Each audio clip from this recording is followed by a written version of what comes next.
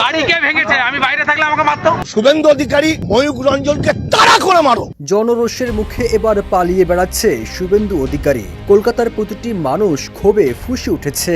সামনে পেলে কলকাতার সাধারণ মানুষ গণধোলাই দিয়ে ছাড়বে শুভেন্দুকে। কথায় কথায় প্রতিবেশী দেশগুলোকে নিয়ে আপত্তিকর মিথ্যা ও বিভ্রান্তিমূলক ভাষায় খোঁচা মারা, এছাড়া হিন্দু মুসলিমদের মধ্যে বিভেদ ছড়িয়ে নিজ দেশের মুসলমানদের বিতাড়িত করাই যার লক্ষ্য।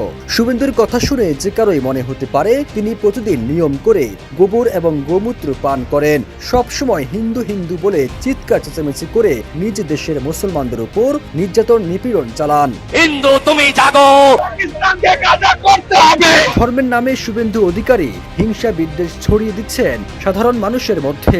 তার এসব বিদ্বেষী বক্তব্য হিন্দু মুসলিম সহ কলকাতার মানুষের মধ্যে বিভেদ ছড়িয়ে দিচ্ছে।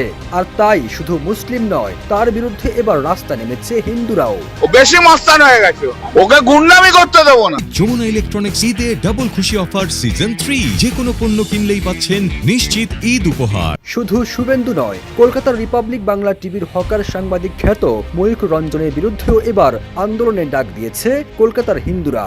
রিপাবলিক বাংলা টিভির অফিসের নিচেও অবস্থান নিয়ে বিক্ষোভ করেন দেশটির সাধারণ মানুষ। তারা বলছেন, ময়ূক এবং শুভেন্দু শুধু হিন্দু মুসলিম নয়, প্রতিবেশী দেশগুলোকে নিয়েও আপত্তিকর ও হিংসাত্মকমূলক কথা বলে সম্পর্ক নষ্ট করে রাখছে।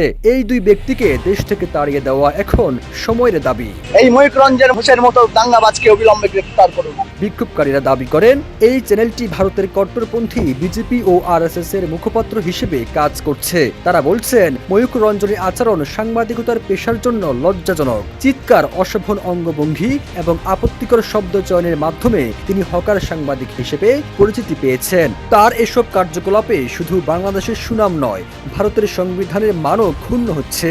আর বাংলা চ্যানেল থাকতে পাবে না, যেখানে আর বাংলা যাবে সেখানে তারা করো। Firoz Alam, news desk, Ittefaq.